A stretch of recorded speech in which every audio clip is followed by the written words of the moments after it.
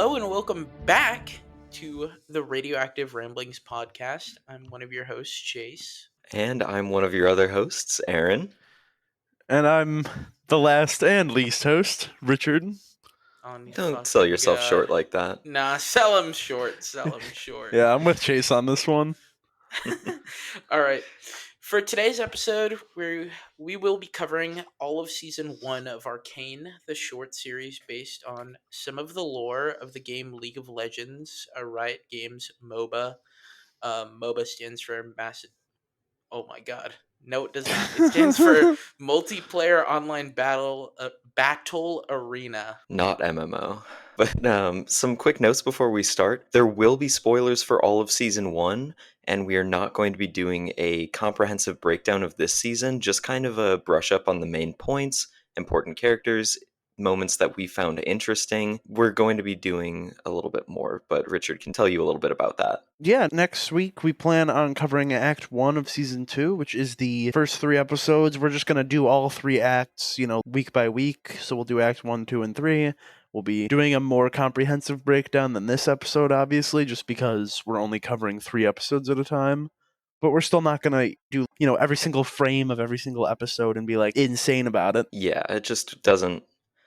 Because we're assuming that most people have already seen this, given that Season 2 is over now, right, Chase? The last act and the last 3 episodes of the entire show just aired yesterday.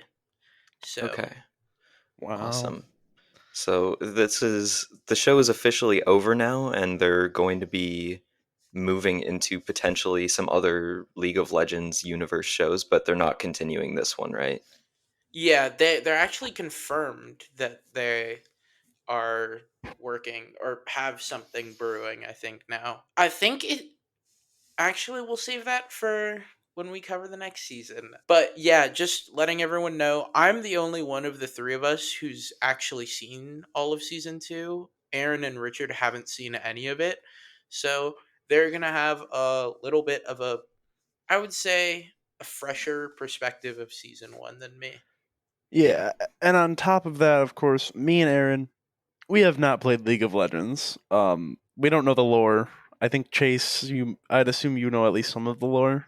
Yeah. What do you mean? I've never played that game. What? I Yeah, you were swear to playing it God you last play night, League. buddy. I swear to God you play League. Shut up.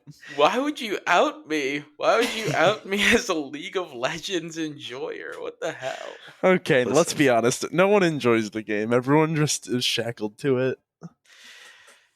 Hot take: League of Legends hate is so forced. I think No, that it really all. is. No, I think that. Oh, I thought you were gonna disagree with me. Yeah. No, I'm I think agreeing with you. I have no reason to hate League of Legends. I just do. I think that yes, the player base is toxic, but if you've ever played any competitive game online, Rainbow Six Siege. Yeah, if you've ever Oh my played God. any online competitive game before, I wouldn't say that it's any more toxic than any of those other games. In fact, I would say it's less toxic because there's no voice chat. Yeah, I feel like the newest Call of Duty has been really bad with the voice chat. Yeah, I've just gotten to the point where I just disable it in a lot of games. Yeah. Yeah, I can't stand the voice chat in competitive games. I don't really play competitive games very often because it's not really my style of game, but I feel like when I do, I don't want to hear what all of those idiots are up to because it is just the most awful people who are using that voice chat. Yeah, they tend to say some words that are not nice. All right, let's get back to Arcane. And before we get into our review of it, I'm just going to give us a quick recap of the season just to refresh our memories a little bit because I'm sure most people haven't gone back and rewatched season 1 like I did. Arcane's first season is split between 2 cities, the shining metropolis of Piltover and the underworld of Zaun, which is first referred to as the Undercity. At the heart of the story are 2 sisters, Vi, otherwise known as, or her real name being Violet, Vi's her nickname, and Powder, who later becomes Jinx. They start off as close sisters in Zaun, a place of poverty and unrest, When a heist goes wrong and their home is destroyed, the sisters are torn apart. Vi is taken by Piltover's enforcers, Marcus to be specific, who later becomes a sheriff. Because of this, Powder is left behind in Zaun to fend for herself, where she becomes Jinx and her psyche slowly unravels due to trauma and loss. As the time passes, the tension between Piltover's wealthy elite and Zaun's desperate underclass intensifies. Piltover scientists Jason Victor, driven by a vision to change the world, discover a powerful invention that could reshape society, known as Hex Tech, but it also threatens to upend the fragile balance of power. Meanwhile, Zaun's criminal mastermind Silco sees this invention as a way to free his people from Piltover's control, setting the stage for conflict. Silco rises to power during this time through the invention of Shimmer, which is a drug that causes many weird effects. We'll talk about that later.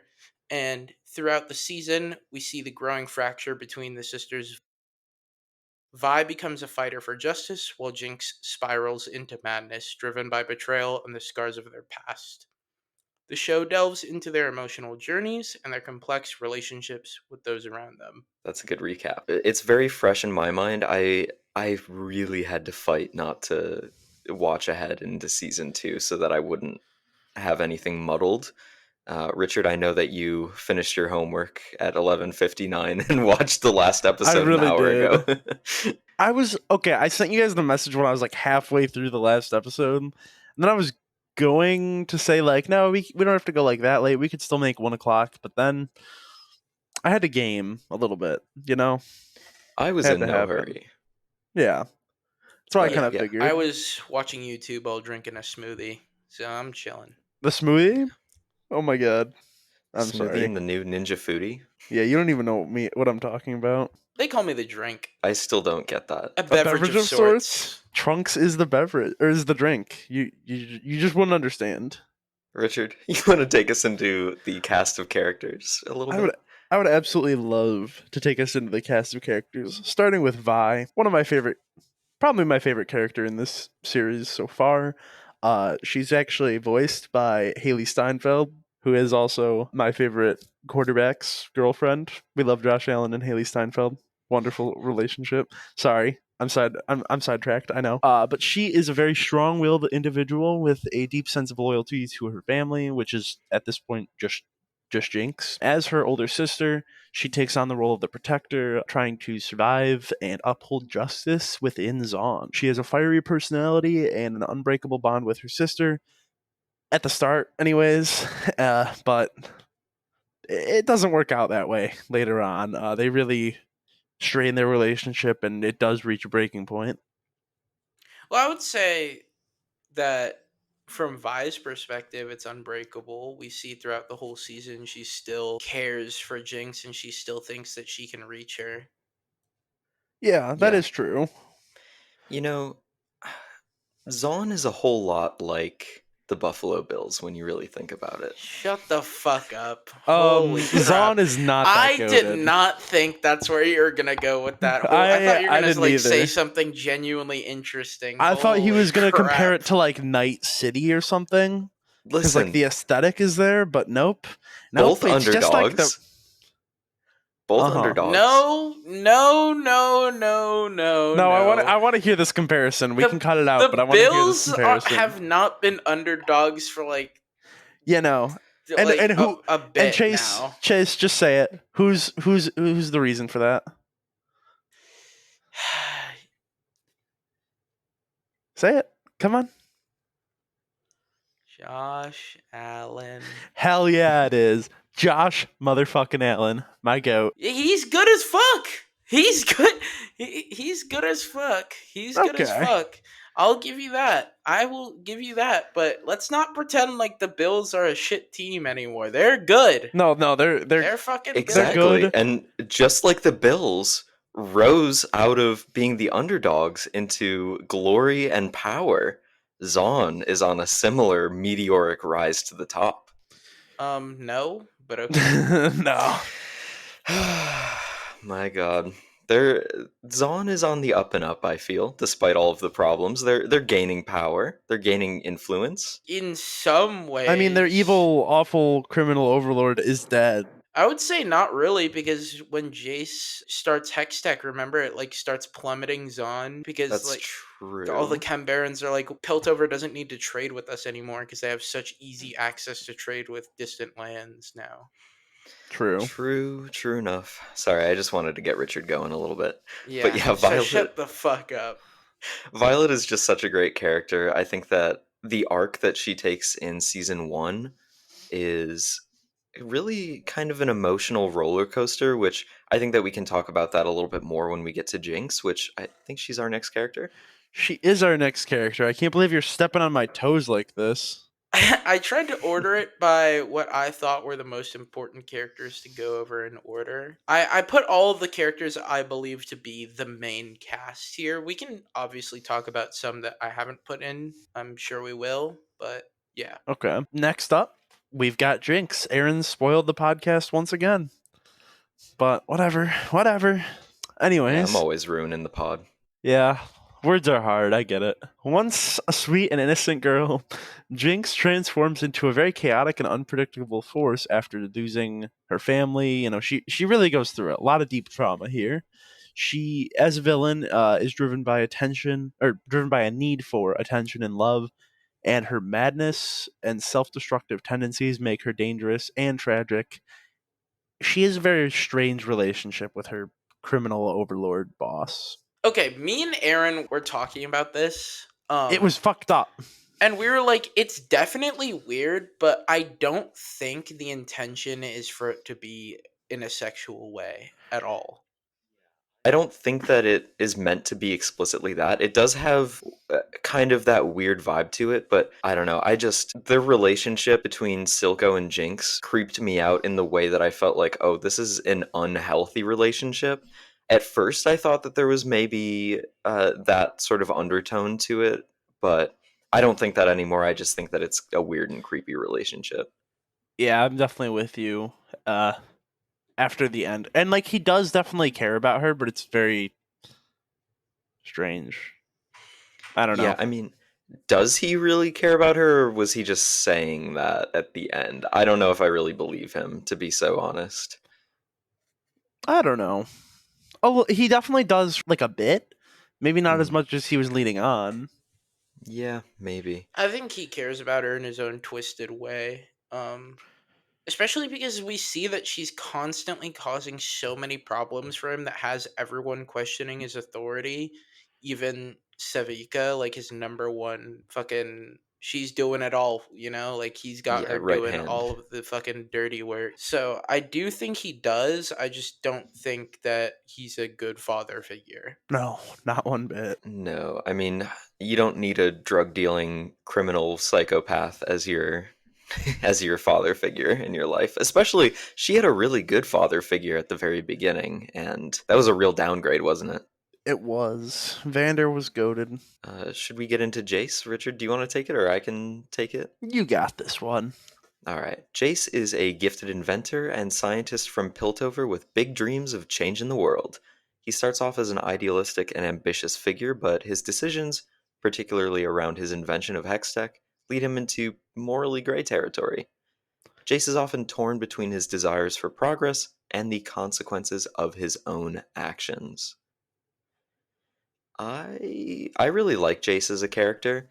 I think that the struggles he goes through, especially with whether or not to weaponize hex tech, are very realistic, and I think that the pressures that are on him from outside forces for someone who started basically from, I don't want to say the bottom because he was a part of one of the bigger houses in Piltover, but Well, maybe he's part his, of a house, not a big one. But yeah, he still comes from wealth. yeah, exactly. So I think that maybe he wasn't raised and prepared for that kind of pressure, and so he maybe makes some wrong decisions along the way, but I don't think that his intentions are ever impure. Yeah, I think me and Aaron talked about this a little bit because when Aaron watched season one, I was rewatching it with him. So we have talked a little bit about the show, of course. can't not talk about it. It's such a good show. It really is. But I think that a lot of what Jace does is out of the goodness of his heart. There's a lot of times where he's like obviously very classist in the show and doesn't understand the plight of the Undercity and a lot of what people experience down there. And I think he does have a little redemption though, where he proposes the emancipation of Zaun to Silco. I mean, obviously Silco is not the greatest leader, but if you look at it from a governing perspective, is the only one with the ability to lead at that point, Zaun. He comes to the council and basically forces them to agree to this emancipation. And I think that he made a lot of mistakes along the way for sure, but I think that he's truly trying to bring about a good change in the world. And I think that at this point in the story, he has had more of a positive impact than negative. Yeah, I mean, to kind of go off that, I think that one of the main reasons why he has a little bit more empathy for the Undercity and is more willing to work towards that goal of an independent Undercity if it means peace is because of his relationship with Victor and his close partnership with someone who is actually from the Undercity and can give him that perspective. Even though we see him be classist towards Victor on like one or two occasions. Yeah, I think Victor is truly like the yin to Jace's yang. They help balance each other out on a lot of things. Yeah. Richard, any thoughts on Jace? You guys kind of said it all. I really don't have much else that I can add to that discussion. I think he's a great character. That's all I can say without being Yeah, do I- you ever redundant. have anything interesting to add? Holy crap. You would Next! know if you could fucking read Red Rising and join me and Aaron, but you don't. Well, I can't Scumbag. read, so. I'll read it to you, buddy. Don't worry. Richard as the audiobook narrator. I could never be Tim Gerard Reynolds, my goat. He's such a good Alright, narrator, Aaron, bro. what were you gonna say?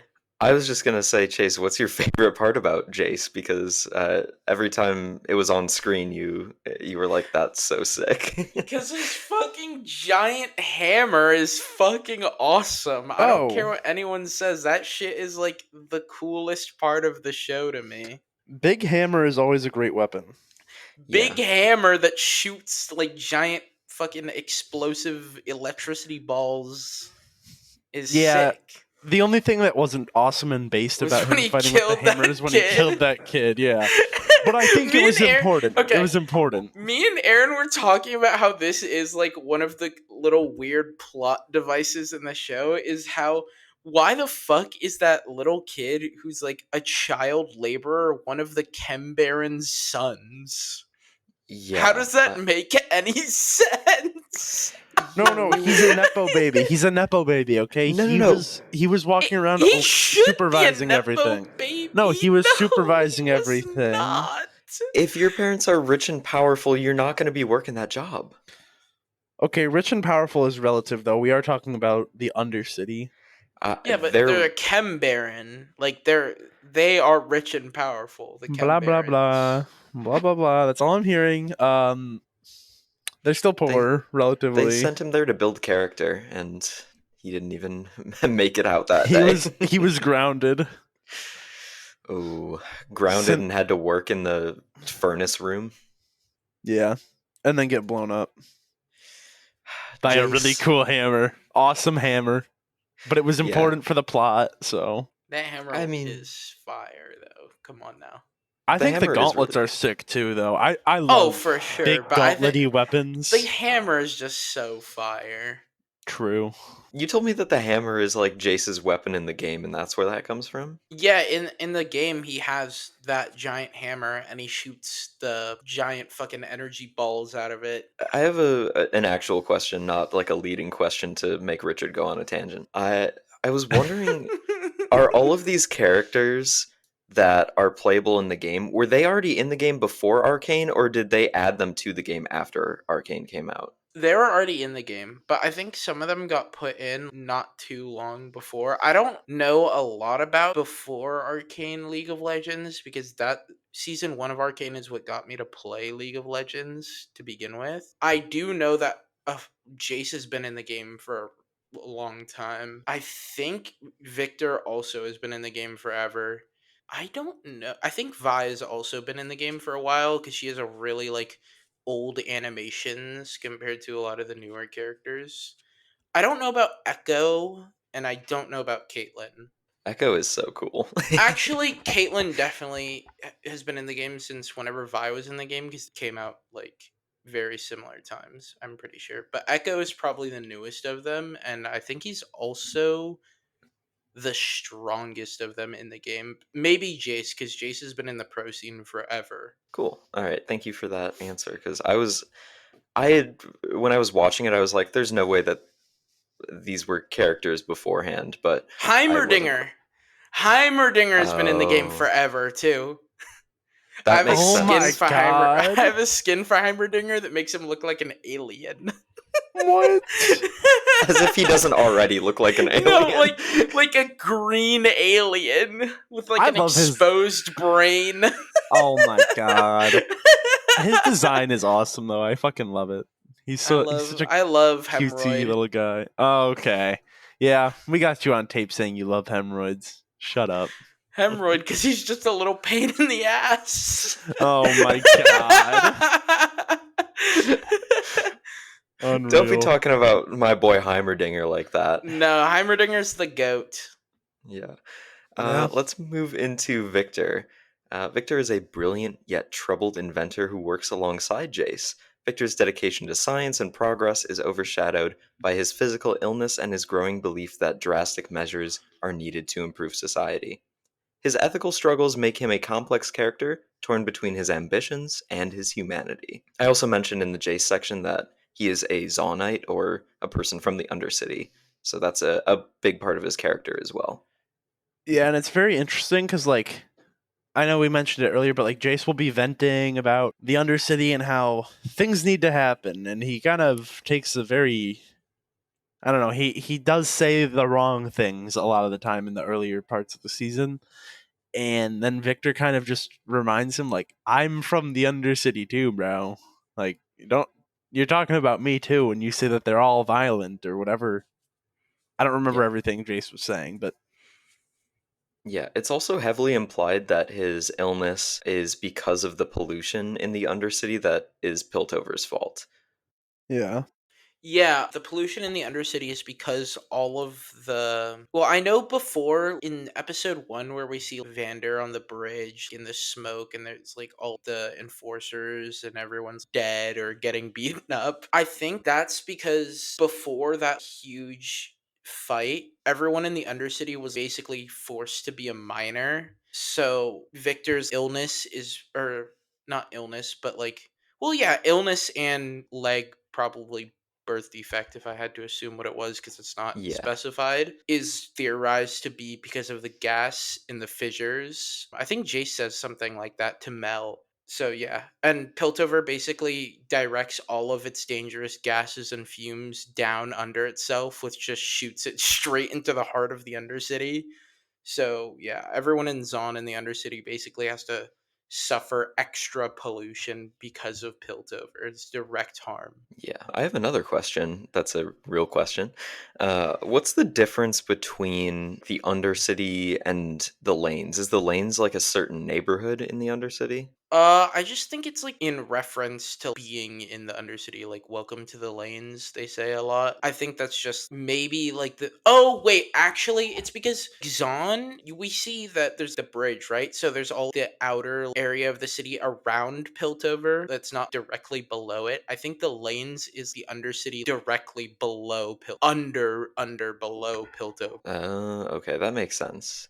Because I was wondering the whole time I was watching about what the difference between, because they throw around those terms a lot, and I just kind of, for the purposes of watching, I was like, this is all kind of the same area, but I didn't know if it went any deeper than that. When we see Vi and Powder and Milo and I forget the other kid's name, but when they first get away with like the loot across the bridge at the beginning with the heist gone wrong, and they're like walking and like you could still see like the daylight shining down and like they're in obviously Zaun, but it's not where a lot of the Zaun like setting takes place in the show where it's like everything is fucking dark and lit up by neon lights and there's gas and smoke everywhere. I think that's the outer city, and then the lanes is obviously where like the last drop is and stuff, where it's more pollution and stuff. Okay, cool. I really like the world building, but we'll talk about that a little bit later because we're still in the characters. But I think the world building is so cool in this show.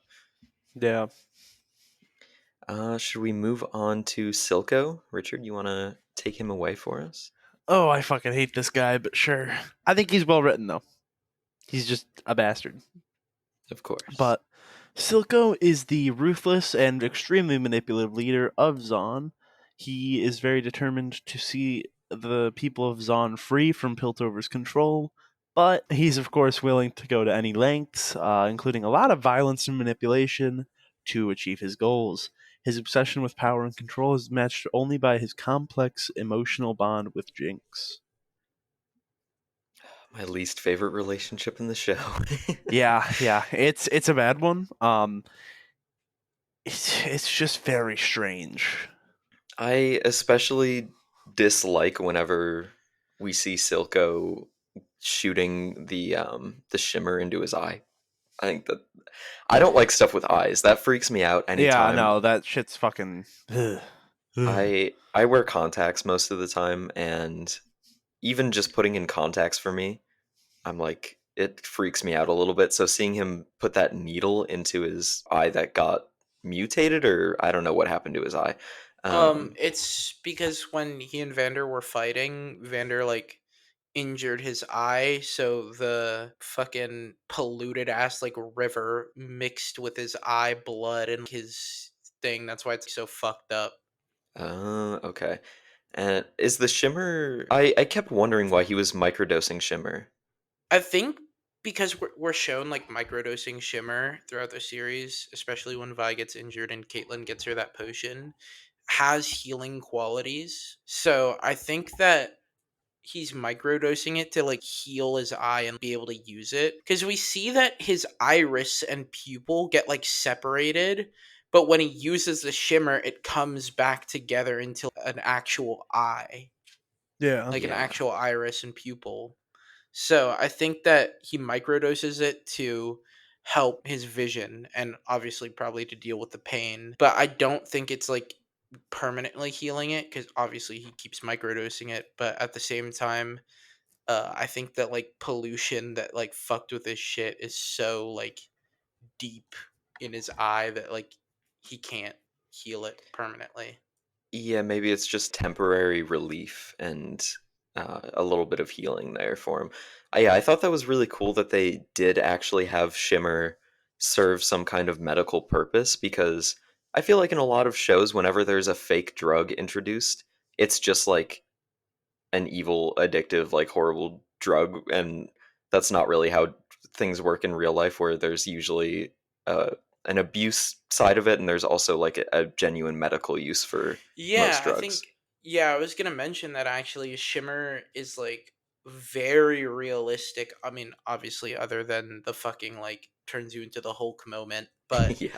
um but like to medicine where in small quantities it's very helpful, but it can turn into a huge problem. Yeah, and I we'll talk about this later that because I noted a few things about Shimmer and the real life comparisons with some other things, but yeah, I have more to say about it later. All right. Anyone have any final thoughts on Silco before we move on to his kind of inverse in Vander? No, I'm. I can take us away with Vander though if you Yeah. guys want. All right, take Oh, it let's away. hear it. All right, Vander is my second favorite character in Arcane. He is the former leader and protector of the Undercity, or the people of Zaun. Vander is a kind hearted and morally upright figure. He acts as a father figure to Vi and Jinx, and his efforts to maintain peace in Zaun often put him in difficult situations. His leadership and moral compass make him a beloved and respected figure, although he ultimately faces heartbreaking choices. Zahn and or not Zahn, holy shit, Vander and Silco have a very complicated past as friends who wanted the dream of Zahn of an emancipated undercity and nation of Zaun. And we see that obviously somewhere along the line they had a difference in opinion, and Vander was beating the shit out of Silco in the river, which caused their fracturing and ultimately Silco's killing of Vander. I think that the difference between Vander and Silco is really Silco is a very the ends justify the means kind of person. Like if he has to pile up bodies in order to get independence for Zaun, that's what he's going to do. If he needs to flood the streets with drugs to make Zaun independent, that's exactly what he's going to do. Vander, he's a little bit more, it's about the people for him. He's when he was fighting for independence, I get the idea that he was fighting for the people, whereas Silco, I think that Silco thinks he's fighting for the people most likely, but he's really not protecting them in the same way that Vander does. I think what you said kind of goes along with what Silco was saying when he had Vander locked up in his like warehouse, when he said like something about like the minimum violence for change or Hmm. something of the sort. Just wanted to mention that. Yeah, I think that's very interesting. Richard, what are your thoughts on Vander? I really did like him as a father figure. Of course, he was very important. Like you guys said, he was very important to the early development of like Vi and Jinx, and he obviously really was protective of them and really everyone in the Undercity. But that ideological separation between him and Silco really just kind of did him in, unfortunately. Yeah, I really loved his introduction to the story when you have that guy who we see later in the like Shimmer slum outside the city, when he's trying to cut a deal and there's some shady stuff going on, and then they threaten Vander, and he's like, "Hey, don't threaten the guy who pours the drinks," and then they realize, "Oh shit, this is the guy who's running things around here." The Hound of the Underground. That's a sick nickname. Yeah. Any final thoughts on Vander? I wish he didn't die. Yeah, That's the most important thing. his I'm death. sure everyone in Arcane wishes that too. Yeah. Yeah, he was really keeping the peace there too. Like both as a viewer and as the characters within the world, I think that everyone was wishing Vander would pull through, but poor guy didn't make it, Oh yeah. unfortunately. But yeah, our next character is Caitlin, who is a Piltover enforcer who comes from a very wealthy and influential family. Caitlin is intelligent, brave, and determined to uncover the truth behind the growing tensions between Piltover and Zaun. She forms a pretty close partnership with Vi, and her sense of justice and integrity makes her a very strong and sympathetic character in the narrative. Yeah, I think she's very much one of those like I don't know, she sticks to her morals even when it would be easier to just kind of like ignore stuff or sweep it under the rug, whatever, and really does make some hard decisions throughout the story, I feel like. Yeah, she's not the type of person to turn a blind eye to things that she feels are wrong. She's very much the type of person who's going to take action and speak her mind on what she thinks is the correct course of action, no matter whether that's putting herself in danger or not. Um, which I think that kind of goes back to her upbringing in a influential family. The fact that she's not really afraid to speak her mind. Yeah. Chase, any thoughts on Caitlin? Um, just that she's an excellent shot. She is. When Yeah. she beats Avasarala from The Expanse, who was the like chief Okay. enforcer, um, that was a really fun moment. You could see that she's not just a spoiled rich kid, like she genuinely has skill and heart and is a good person, which I really like. Yeah. And I feel like you don't see that as much in like shows where it's like the nobility the nobility, the aristocrats are sort of against the undercity, like the slums, whatever other terms you want to use. I feel like that's very uncommon that there's gonna be like nobles that sympathize. Well, actually, no, I take that back. There's usually like one every fucking time. Yeah, you usually get a white savior here and there. Yeah, Okay, not exactly. what I was getting at. I mean, that is essentially what those types of Yeah, characters usually are, but I think that this story does a good job of not turning those characters into the white savior narrative. and thank God for that, because Yeah.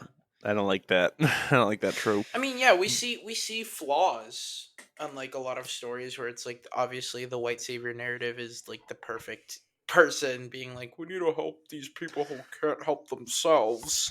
Um, but yeah, we see like Jace has flaws. We see Caitlyn has flaws. Yeah. And now to I think that this is Echo. This is my yeah. favorite character. Take it away, This Oh, Chase. take it away, bud. Yeah, dude, this is yours. Echo, a young and resourceful leader from Zaun. Echo is fiercely protective of his friends and community, the Firelights. Having grown up in the Undercity, he has a deep understanding of the struggles of the people of Zaun.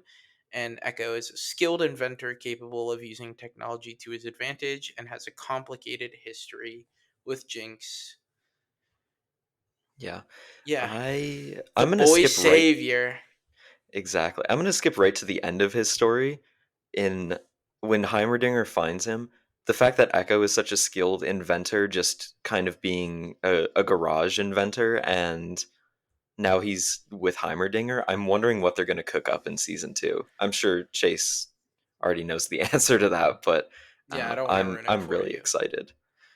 Yeah, because I feel Um, like those characters that are like street kid inventors typically have a lot more ingenuity or like creativity in what they want to do, and combine that with like, I mean, he is also just great when it comes to actually building his designs. But I think that him and Heimerdinger, because Heimerdinger's obviously like this master scientist, craftsman.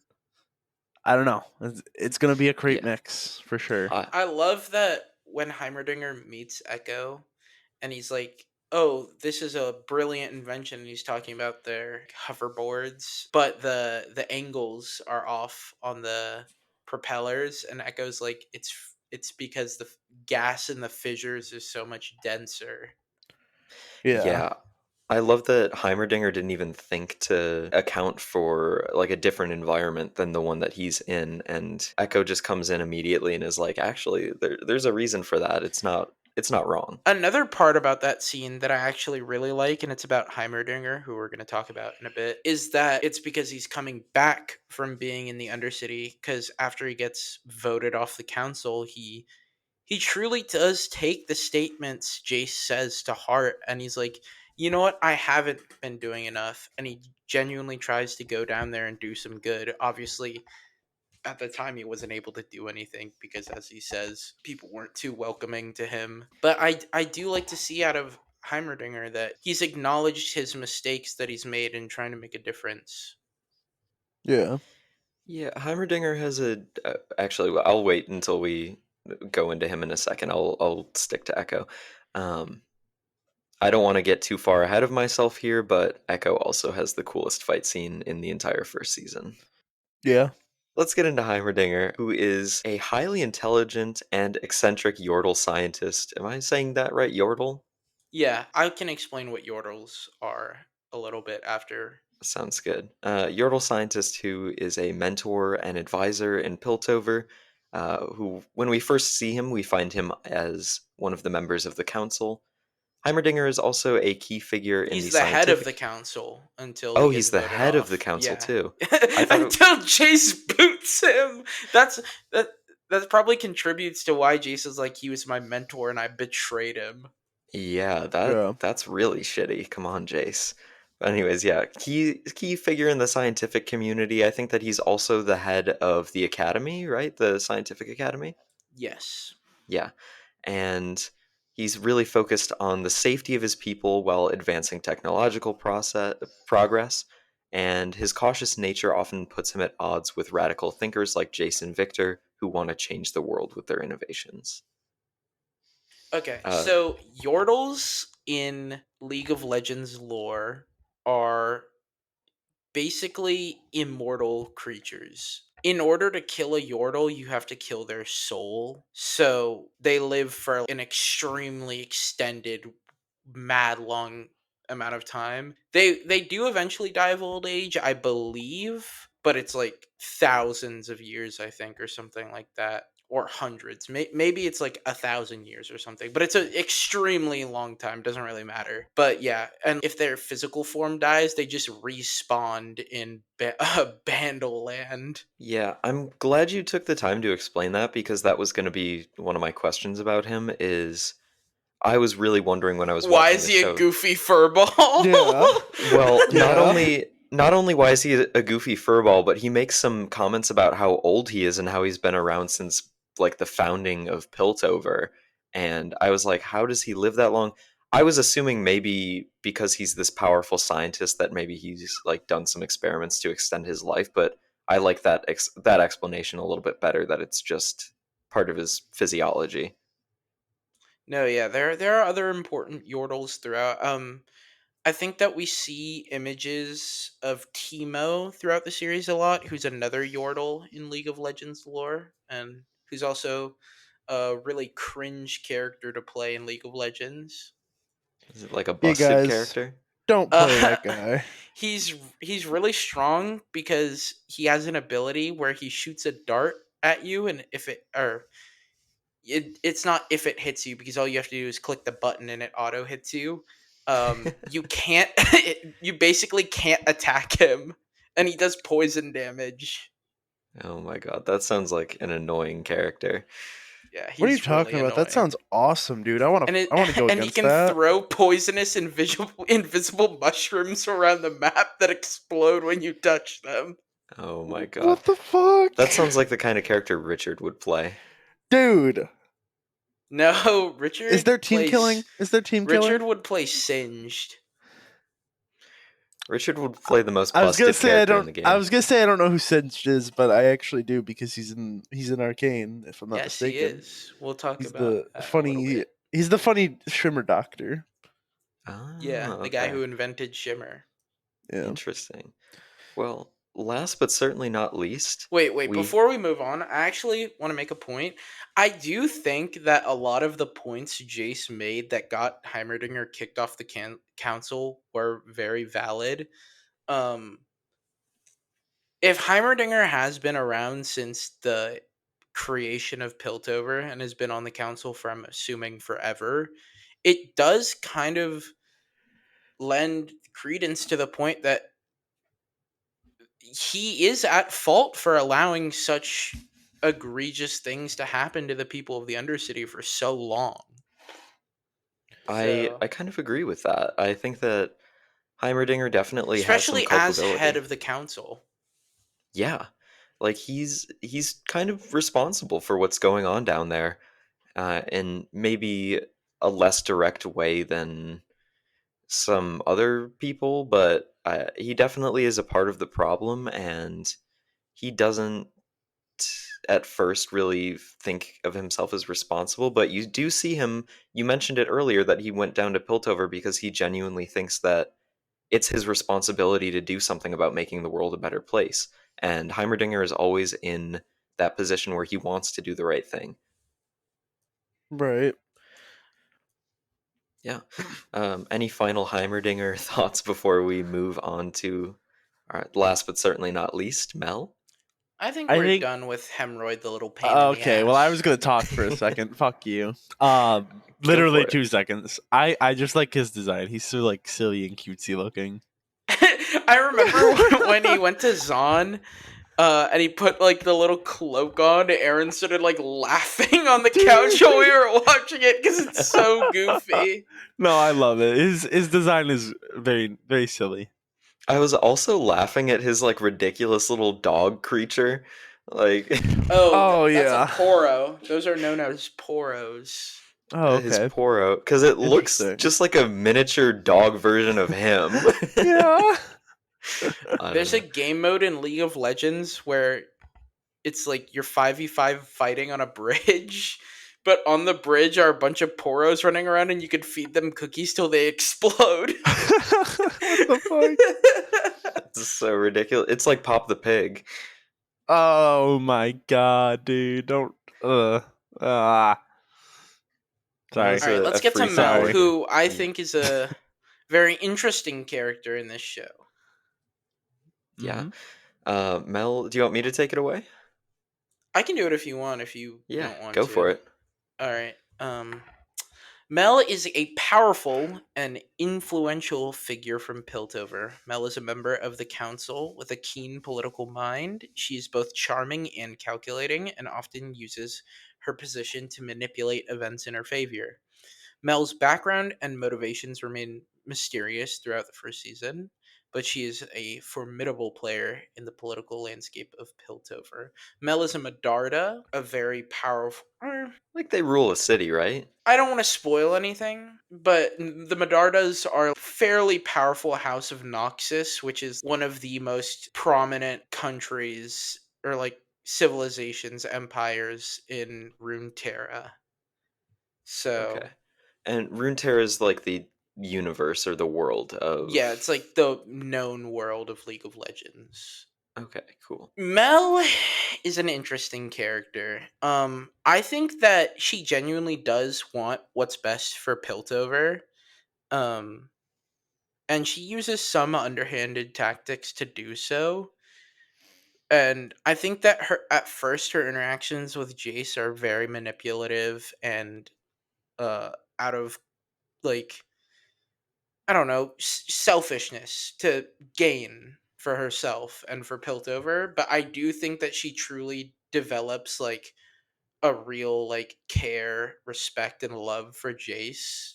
And I think by the end of the season that they have like a true and real loving relationship. But I do think it was born out of complete manipulation, and I do think she does manipulate him throughout the show in certain ways to get the weaponization of hex tech. Yeah, when I first watched it, I mean, we were watching together, so you heard kind of my thoughts where I thought Mel was going to be an evil character at the beginning. Just because of the way she was manipulating Jace, I thought that it was going to be to negative ends. But then as the story unfolds, it is very clear that she is a good person who is trying to do what she believes is best, even though, like, I don't know. She grew up in that sort of political climate, and so manipulation and politics are the ways that she can find power in this world and exert influence. So I don't think that she's an evil character like I did at first, but she definitely is a master manipulator. Yeah, when Yeah. I on my first watch of Arcane, I definitely thought she was going to be a villain when she was first introduced and the way that she was interacting with Jace. But yeah, as the show went on, I was like, "Oh, this is very much more of a nuanced character." Yeah, and she's just the complete opposite of her mother, too. Her mother is this like warmongering, um, like combative person, and Mel is so calm and collected. You can see where, as Mel was growing up, maybe she had that thought in her mind of, I don't want to be like that. I want to be different. Yeah. Richard, any thoughts on our good friend Mel? I really don't, honestly. I mean, I think she was a great character, and I definitely liked her journey, her arc throughout the season, and I'm excited. Well, I would be excited to see what would happen with her character next season, but it appears that she takes a missile to the face at the very end. If all of those characters are dead, I don't know if I can. I don't think that they're all dead. That's just me, though. Well, Jace I can't be dead, I guess. Yeah, Chase, I know you can't comment on this, but yeah, I don't think that most of them are dead. I think that maybe one or two of them died. I don't see Mel being dead. I don't see Jace being dead. Um, I see Mel being dead because she was standing at the window I mean, where so it was hit. Jace, though, right? I don't think he Like was they like were, right He there. he's a little distance from her, but but either way, it's a big he's bomb in not a tiny room. very far. Yeah, exactly. True. So either most of them survived or like are in critical condition or something, but I just can't see them knocking that many characters out. Although I didn't see them knocking out all of those characters in episode 3 and they did it anyways. Yeah, That had Yes, my they jaw on the okay. floor. This is something I wanted to talk about on the podcast actually. Now that we're past all the extremely important characters, I did want to mention this is when we were watching that, Aaron was like, "Holy shit, that's what hooked me," is cuz he didn't expect the show to truly be that dark. And I yeah. think that was like when Aaron said that, I was like that took me back to when I first watched it and I was like, "Holy fuck, that's so right," cuz when I first watched it, I was like, wow, I did not expect those people to die Yeah. because of that. I did not expect that at all. And you definitely don't expect that to have, like, how do I put this? You don't expect Powder's bomb to work. At least not at that scale. And it really, I shouldn't say work, because it doesn't work the way she wants it to. It kills all the wrong people. Yeah, and it's really such a great moment. I mean, we'll talk about this a little bit later, maybe, but because I have some notes about Silco in the later parts, which I think he has a lot of great parallels to Jinx. But you see that these mistakes and these events that Jinx just can't stop blaming herself for, um, it really transforms her into the sort of unstable person that she is, and almost kind of a loose cannon and a monster for Silco to point at people. And I think that her transformation from innocent little girl who really just wants the best for everyone into this kind of cold, uh, I don't even know how else to describe her, like, as other than like cold and unfeeling in a very dissociative way, because she's a really emotional person, but not in a way that is impactful. I don't know. Maybe I'm describing it wrong, but she's a very emotional person, but also Just very not in a cold at the healthy same time. way. Yeah. Exactly. Yeah. Yeah. Yeah. But yeah. I also wanted to talk about, now that we brought that scene up too, is that I've been seeing online like a lot of people being like, I can't believe Vi hit her and stuff like that. It's like Vi was like 12 or 13. Like, let's not pretend she was also a kid. Hmm. Yeah. Like, I think that people aren't understanding that, like, if you, like, okay, I'm not gonna say if you were a kid, you would have punched her too, but, like, like, you also would have had a really bad reaction to that. Like, Yeah, let's you wouldn't have had the emotional maturity at that age exactly to, like like, she just watched everyone she truly cared about besides Powder die. So, and it was eh, Powder's fault, basically. I mean, okay, well, not two of them were directly not Powder's fault, but like definitely killed the she did kill she. I would say the she two is very. She characters. is. I mean, obviously, it's Soko's fault because of that. I Well, mean, yeah. Overall, technically, it's the chain of Silco. events is Powder's Yeah, fault because yeah, yeah, she's the yeah, one yeah, that yeah. made the building explode and caused all the. But you know what I mean. Um, Yeah, I know what you I don't like. think it's. I don't Most think it's fair to. direct. Yeah, exactly. Um, but like, I just hate to see online people being like so like aggressive to blame children for things. I don't know. That bothers Yeah.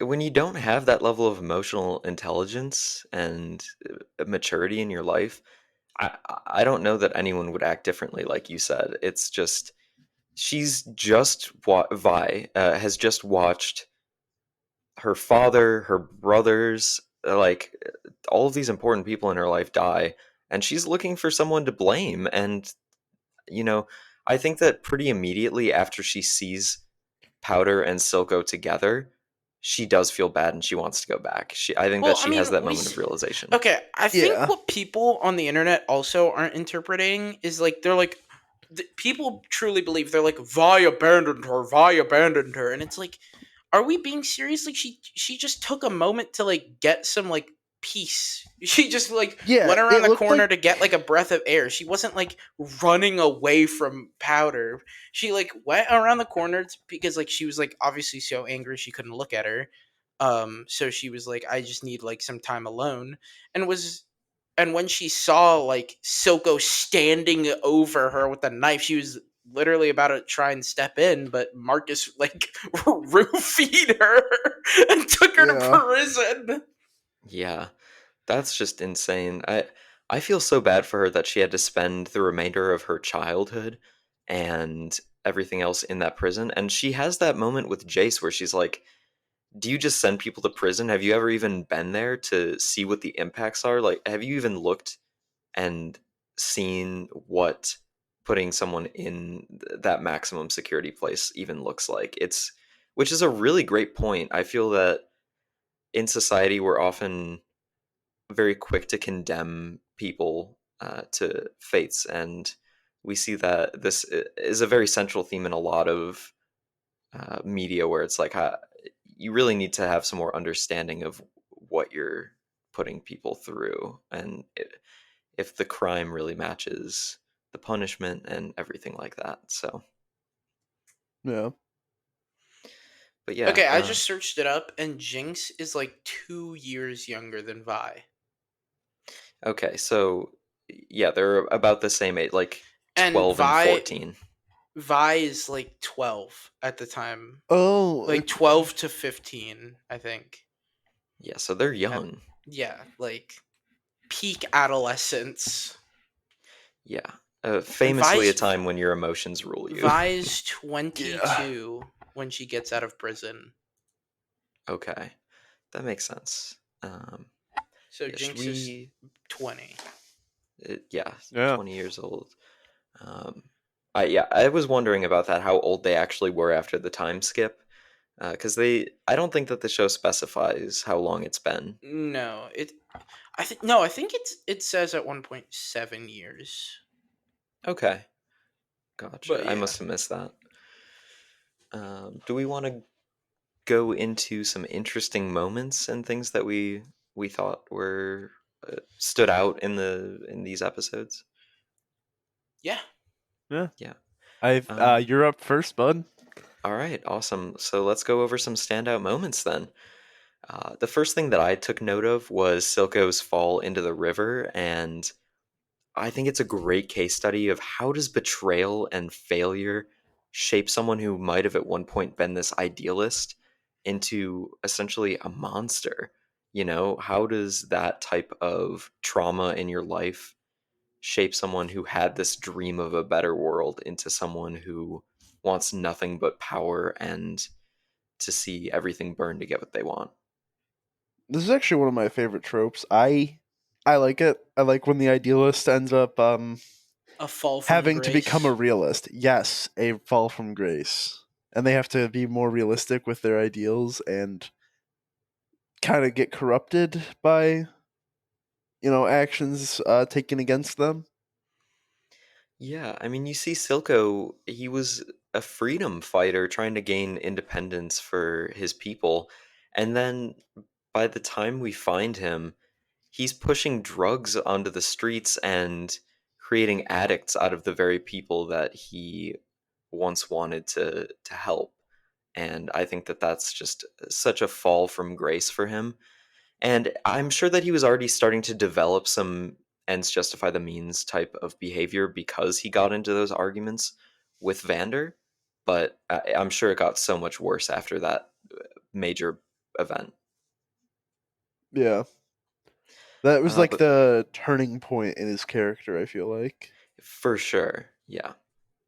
But the other moment I found really interesting, also related to Silco and the Shimmer, I think that an interesting concept that they do is the Shimmer slums outside of Zaun, like outside the main proper city, which it reminded me a lot of the real life sort of medieval leper colonies where people were forced to live outside of society with their disease. And in this case, there's obviously the added twist of having this addiction to a mutagenic agent that's changing your body into something else. And yeah, it's a different twist on it, but I get a lot of those vibes from the Shimmer slums outside the city. Yeah.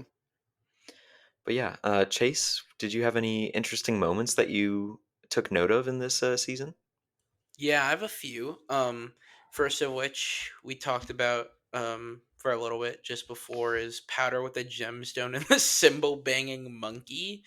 Um, I just thought like her crash out beforehand, where when Vi's like, "You can't come with us," and then she like tweaks out alone and like destroys a cymbal banging monkey, and then has the brilliant idea to turn it into a explosive, um, and Yeah. basically ruin her own life. I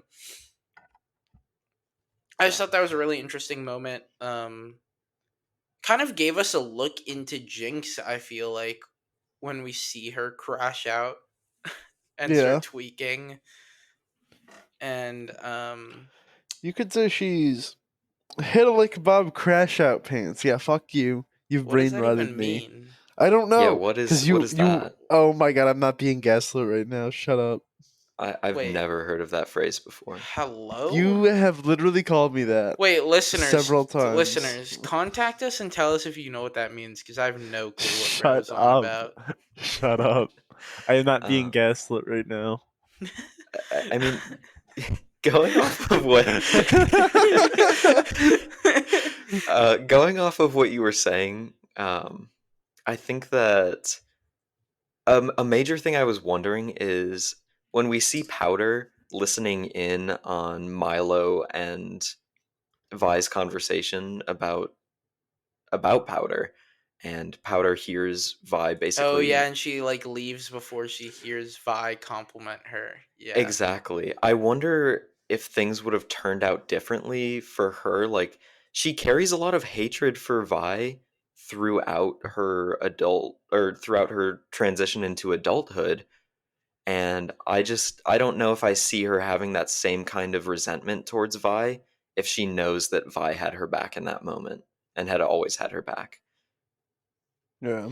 Yeah, I think that's definitely a huge part that gets overlooked a little bit. What are some of the other things you took note of? Yeah, I took note of. We talked about this a little bit too, but Heimerdinger's venture into the Undercity slash Zaun. I think that it was interesting to see that he really took it upon himself to go and try and do something on his own rather than trying to push it off onto someone else. He takes the responsibility of being that counselor and basically father of Piltover to try and do something about it. And also we see he's forming like a relationship with Echo. Is it Yeah. shown in season 1 that he goes to the tree with Echo? Yes, yeah, they show that in Okay. season one where he shows up to the tree and he's like, "Oh my god, how did you build this?" And Echo's like, "Well, when you have people that needs like when you have a population that is kind of close knit and wants a better life for themselves and is willing to put in the work for it, like you can accomplish anything." Mm-hmm. Yeah. So yeah, that's also another part of that interesting moment that I wanted to put up. It's just him and Echo's interaction. We love to see that Heimerdinger is like kind of becoming friends with Echo. Um, Yeah. and then the last one I put was Victor begging Jace to destroy the hex core after it kills. Um, I forget her name. But like his assistant that was crushing over him. Oh, yeah, I I don't don't know her remember her name name, but either. it's someone. It's someone. Yeah. But when she dies, that was I felt really bad for Victor. I mean, he obviously didn't mean to do it. It wasn't something that he had control over, or at least I wouldn't say something it that was he his doesn't. fault, but Yeah, he feels at fault for it. And dude, when he's like going through her ashes and her like notes and reading them all and putting it together, dude, that was so sad. Yeah, it and he really finds. I think it's was. her glasses too are in there. Hmm. And it also really broke my heart when he takes her ashes to his special place and is like, I'm sorry, I don't know where you would have preferred to be spread. And like that And then just he's about to, really, but then he's about to kill himself, and then it's like the mirroring of Jace being like, "Am I interrupting something?" when Victor was stopping Jace from killing himself. yeah, exactly. Yeah. So it's there's a lot of really emotional scenes with between Victor and Jace, and I think that they're some of the best written characters in this show, which says a lot Yeah, because every one of these I characters is just really love their fantastic. dynamic, Yeah. Hmm. and I do think And it's funny that they get shipped together all the time. do they actually? Yes, dude. It never mind. But it's very funny. I I can see that. enjoy it greatly. I kind of thought that they might have They that have like a some romantic relationship. chemistry. They have some chemistry. I'm not gonna Yeah. pretend. Like at No, some they points, I'm definitely like, do. damn, maybe they should just kiss or something. No, yeah. When I first saw them get together in like, and they were researching things and they were doing their secret experiments behind Heimerdinger's back, I was like, damn, they have chemistry. I wonder what's going to happen with them. And then they both get their separate love interests. And I was like, oh, I guess I was wrong here. But I really did think for a hot minute that they were going to end up together. Yeah. And then Victor Vaporize is his love interest. Yeah, I mean, barely a love interest, but still Yeah, I vaporizes know. I know. her. Still Would have very been sad. would have been great if he didn't cremate her on the spot. Yeah, I mean, not a Well, great way not to him, but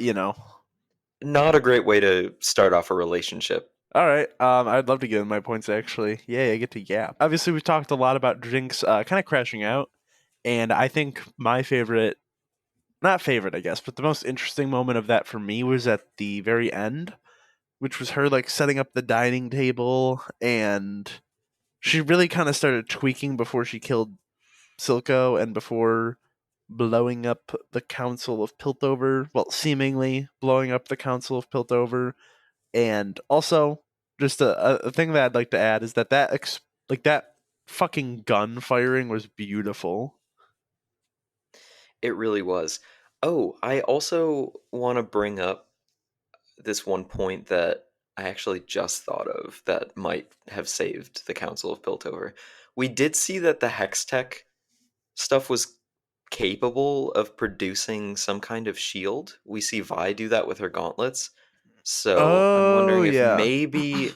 maybe that could be like an out for the council, but I That's an don't know. interesting theory. A theory that came out when season one finished, like fucking 4 years ago or whatever it was now, that I thought was pretty interesting at the time as a League of Legends degenerate player, um, was that there's kind of like an Easter egg in that scene on Mel to an item in League of Legends called the Locket of Iron Solari. Do you want me to say this or no? Yeah. No, yeah, Okay. tell us the theory. Okay. And it's an item that in the game it has an active ability that when you press it, it creates a shield around you and nearby allies. Oh, okay. So maybe I could be onto So, something like here. the Good. reason it was Easter egg or like not an Easter egg, but I would say more of like a theorized Easter egg is because she has like the golden like back plate like part of her dress that starts like not starts but is depicted as glowing in that like last scene where the rocket hits the glass. Mm. But yeah. Yeah. That's cool. I really can't wait. It's been I've said this a few times, but I really have been struggling not to start season 2 and get Buddy's answers. shaking. Oh I'm my god. actually shaking. So excited that I'm shaking for it. I believe But you. um Richard, did you have any more points before we move to the art? I did. I just thought it was really interesting, like seeing Echo's Haven from really kind of like Haven from Zaun and Piltover. Not like it's its own nation or anything. Obviously, it's not big enough, No, but it's a I really agree cool with you. It is like place. a safe haven from both societies. Yeah, kind of like a little hole in the wall. Yeah, and the way that they use the firelights as their symbol of freedom almost, I really love that. I think that it's so cool, and seeing Jinx in the series use the firelights, which are this symbol of sort of freedom and um, unity in Zaun, using them as a weapon when she makes the mechanical ones that blow up on the bridge. I think that that's a really good visualization and metaphor for how Jinx and Silco's faction treats Zaun versus how the others treat Zaun in like Echo's group. Right. So yeah, do we want to get into some of the art for this season? Yeah, I Oh, think of so. course. I'd Richard, Oh, I got you. I got take you. us away, buddy. My favorite things. My first thing is from the first episode. Actually, it's the explosion in the Piltover Tower.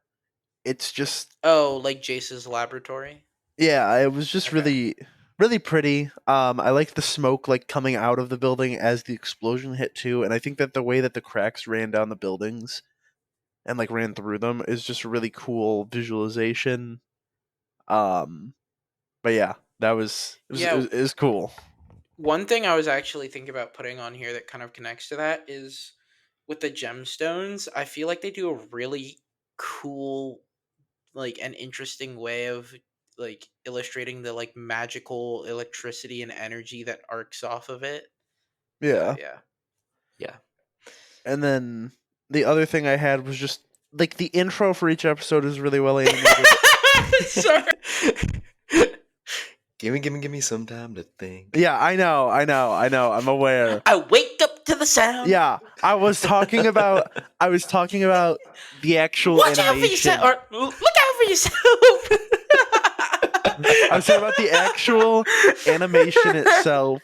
Shut up. The animation No, it during is the beautifully intro is animated great, for sure. and just in general, one of the things that hooked me onto this show. Shut up! Stop laughing at me, you bastard. Anyways, the my like just the art style in general was a huge selling point of the show for me because like I'm not too interested in League of Legends lore, but goddamn, what a show! Me and Chase have been doing the like poses from from the intro in our kitchen. Oh my No, god! I just me and Aaron have talked about this a lot. Is the thing is, I don't think Imagine Dragons is bad. I just think they're very mediocre, and obviously, people are gonna be like, "Well, they're so popular. How are they mediocre?" But I don't know. I just don't enjoy their music that much. I don't think they have any like real banger bangers. Like I guess when I Yeah, was in middle school, I really liked Radioactive, but um, ever since then, I haven't really been listening to their music. You're yeah, And not waking I up to think ash and dust anymore. like I don't think like the intro song is egregious. I just think that with their sound, like not sound design, sorry, their soundtrack that they have for the show, it is really a step down compared to all the other music that they feature in the show. I Yeah, think. speaking Sorry. sorry. I was just gonna say, speaking of the music, um, I wanted to like give a quick shout out to the people who did the music because it's really fantastic. Alexander Seaver, who is like an EDM DJ known as Mako, did like all of the EDM style stuff, and then Alexander Temple did like the more orchestral stuff, and they worked closely to create this really beautiful score where the it just is a great blend of that sort of EDM cyberpunky style of music and that really dramatic orchestral music. So just kudos to the that team. Yeah, Oh, I'm. oh, the misery. Shut up! I'm really excited to see.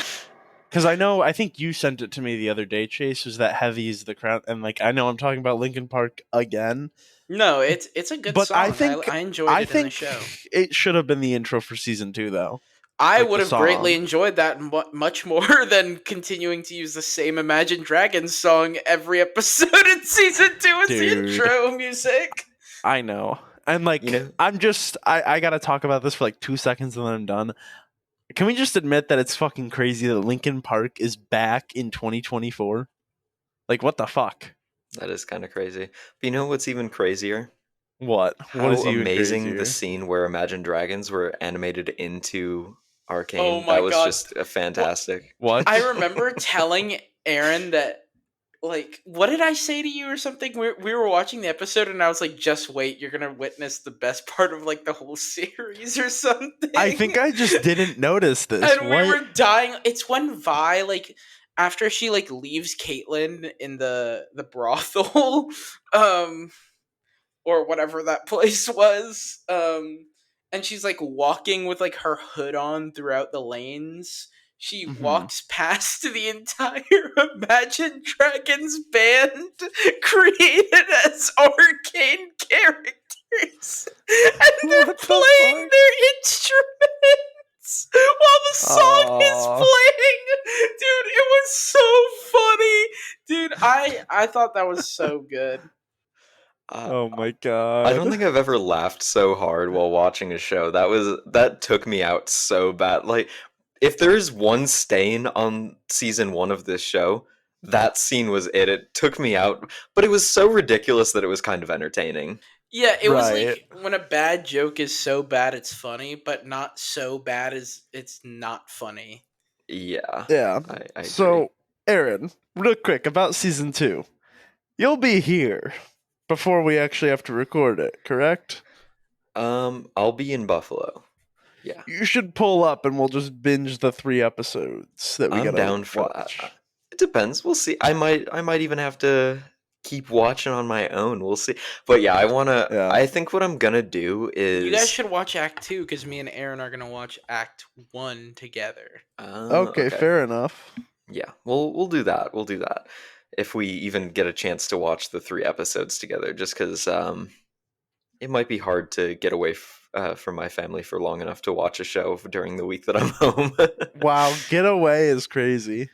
You know what I mean? Not get I away. think I they'd love make my an family. exception for Richard the goat. They would make an exception for Richard. But yeah, the do you have any other like thoughts on the art before I get into my yapping? That's it. For the artwork, one of the things that really stuck out to me was the runes are visualized so beautifully. I'm sure that that's kind of pulled straight from the games the way that they look, but I thought they did a fantastic job at making the magic in this world look and feel unique. And it had almost this kind of I want to say manual aspect to it where it felt very raw and powerful. And the runes make the magic feel much more scientific or kind of artistic. Yeah, I genuinely think the League of Legends lore, like the magic is so fucking cool and interesting. I think the lore and behind a lot of the League of Legends characters is very thought out and interesting. There are a lot of characters that have plot holes in their lore, but um as anyone who knows about League of Legends lore and also has watched Arcane, there is like a lot of things that have changed because of Arcane. And I think Arcane actually is taking precedent as the canon of um these characters' lore now, which is really cool. I think they're also introducing Mel um into League of Legends as a Oh, playable is character, another champion or whatever they're which is called, cool. right? Yeah. Interesting. Hmm. Interesting. Listeners, write in and tell us if you're a league player. Write in and tell us who your favorite character to play as is, because I'm genuinely curious. Yeah, maybe But we can get Aaron to play. I you will remember I not get me played to like play. 2 games of League of Legends when I was in middle school, and I played as Aurelion Sol. That's all Oh, I that's know. back when Aesol was the worst character in the game. Wow. Okay. It's really funny actually. Aurelion Sol is basically the god of League of Legends. Oh. And up until very recently, he was by far objectively the worst character in the game for a really See, long time. You know Yeah. what's even crazier is that I picked him because cool dragon. I mean, yeah, he's like a cosmic cool dragon that throws galaxies at people. It was that simple. I was looking Yeah. through the characters and I was like, yeah, cool dragon's the move. He's actually So really good now in the game. But let's get on with what Aaron Yeah. was talking So about. yeah, if you have a favorite lead character and you want to let us know, radioactive at thelorehounds.com. Let us know. Anyways, the second point that I sort of made note of, oh my god, the second point I made note of here for the artwork was the grungy, cyberpunky style of Zaun. I think it's a really great contrast to the shining, gilded, upper class city of Piltover. Using art to show just how bad things are for Zaun because of the actions of Piltover is incredible, and they do a great job in general in this show of showing us and not just telling us. Yeah, what a juxtaposition, am I right? Yup, All right. exactly. Some of the interesting art moments I took note of was obviously the fight between Echo and Jinx on the bridge between Zaun and Piltover. I thought that whole scene they depicted was magnificent. I thought that when they showed like Echo and Jinx as like Little Man and Powder, dude, that was so awesome. I thought that was so beautifully done and just great to see on screen. It was really captivating. That was my favorite sequence in the entire show so far, I have to say. It was so creative the way they used all those still shots and like really artistic back and forth, like you said, between their adult characters and their child characters. I was blown away by that. Yeah. Every time Echo's on screen is just a treat, I fear. He is a Um great character. Yeah. and the other art moment that I thought was awesome was when Jason Victor break into Heimerdinger's laboratory to try and basically master, or not master, but make a breakthrough in Jace's research together, and they get caught by Hammerdinger, but only after they've made the breakthrough, and they're just like floating around in the laboratory. I thought that was like a really like beautiful scene because it's like the the gemstone between the two in like the little contraption they've made covered in runes, and then like I think if you look closely, all like the little like small light blue particles floating around are all runes. Oh, yeah. Yeah, so it's like really really cool. I thought that was like a really interesting design choice. Yeah. Man, the attention to detail in this show is just so extraordinary. It's really impressive actually. Also, another Yeah. thing that I think goes unnoticed a lot is when they like throw the gear through like the center of like the little energy ball between them, it like gets like turned, Magic yeah, it E. like gets like fucked up magically when it comes out the other side, which is really Yeah, but cool. that's kind of cool. Yeah, I like that they actually just use that to show the effects of the goofy little thing they made. I Yeah, it's awesome. Any final thoughts on the artwork? think that's all we Just that got. that shit was fucking fire. Oh, of course. Yes. Um I'm assuming it's even better in season 2. I mean I would say it's the same level. I mean it's Well, harder to yeah. get better, but True. um I'm sure there's areas they've improved, but I mean, as someone who's not super like understanding of all those ways to do art, there are things that I would never be able to pick up on as improvements. Right. Same here. I don't know too much about animation. All I know is that In season it 2 was though, good. there are a lot of like random single frame shots that if you pause at the exact right time, you'll catch something that that you were never expecting to see, or that would change your perspective of the story. That's really cool. Interesting. Yeah. Chase, do you want to take us away with your final thoughts on season one? Yes. So what I wrote is I really do love this series. I think that this season does such a great job of just pulling the viewer into the world of Runeterra, specifically Piltover um, and Zaun.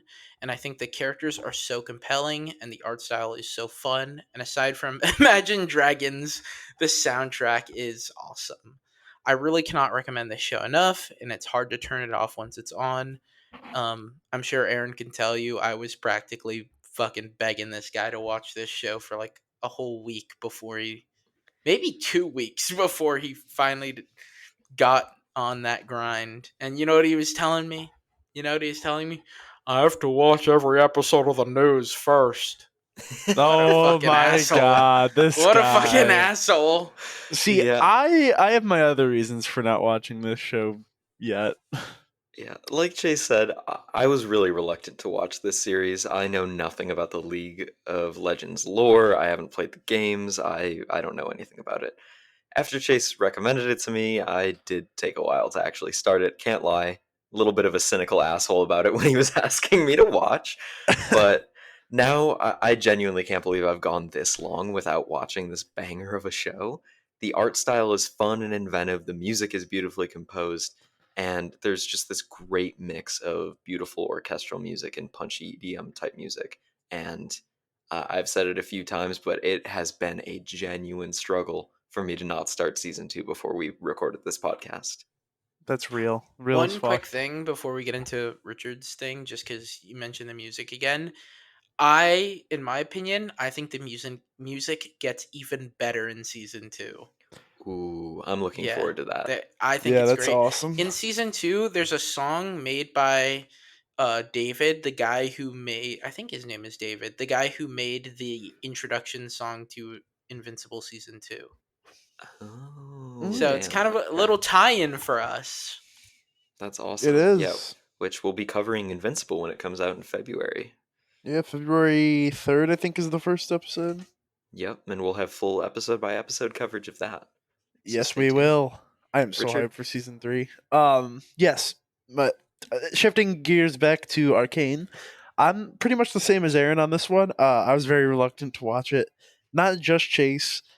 Well, Chase didn't really like beg me as much, but my roommate, who recommends like every piece of media that I'm interested in currently, has been begging me for like the last couple weeks. I mean, he's the one who recommended Red Rising and Cosmere stuff, all that, and I love that stuff, obviously. So I really need to just listen to him.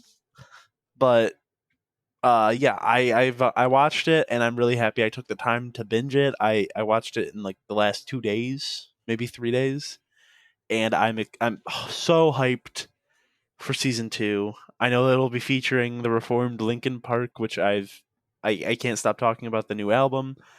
So the soundtrack obviously is going to be great, especially given what Chase and Aaron just said, and I'm sure that the animation will somehow be even better, even if it's just in small ways, like we said earlier.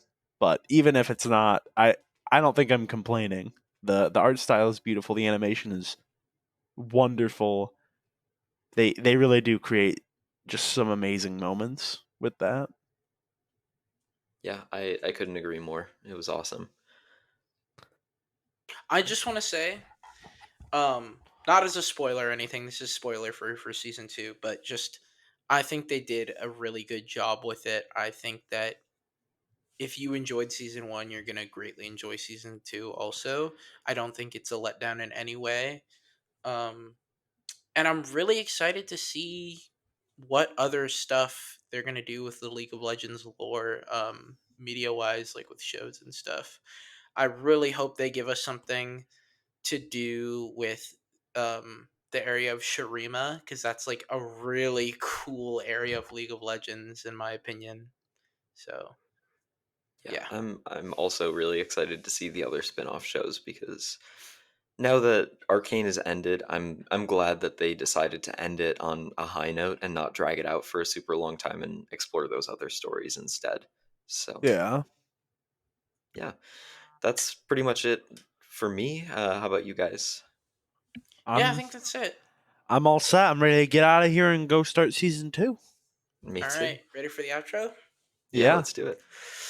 All right, everybody. I think that's all we have for today. So thanks for joining us, and we hope you tune in again. And now it's time for Richard to share with you guys some ways you can all contact us. Yes, it This is my is. time to shine. Yeah, I knew what you were going to say I'm gonna before you even spread said it. my wings, idiot. Yeah, shut up. Anyways, we have our email, of course, which is radioactive@thelorehounds.com. We have a channel set up for Radioactive Ramblings within the Lorehounds Discord server where you can send us a message, chat about the show. We also have a contact form that you could leave, or you could leave us a voicemail at thelorehounds.com. And consider following us on Blue Sky at Radioactive141. We'd also appreciate a rating on Apple Podcasts or Spotify or wherever else you listen. It helps other listeners like you find us. Yeah, and before we let you go, I wanted to give a quick shout out to all of the other podcasts in the network. First, to the ones who make all of this possible, our parent podcast, The Lorehounds. Also in the network are amazing podcasts like Woolshift Dust, the Star Wars Canon Timeline podcast, Rings and Rituals, Properly Howard Movie Review, the Severance podcast, and the newest affiliate, Nevermind the Music. Links to all of these and info on how to get a hold of us will be in the show notes. Thank you guys so much for listening, and we will see you all on the other side of the Hex Gate.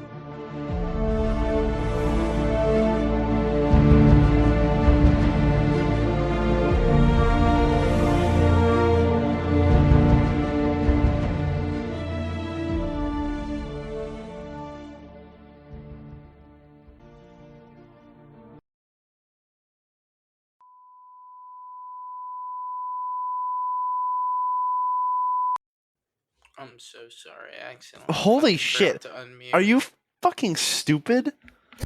Oh my god. I'm sitting here, I'm like, it does say Chase first, right? Like, what the fuck? I forgot to unmute and I was just talking. Oh my god. You're All such a right. goofy little All guy. right. Shut up. All Fuck right. you.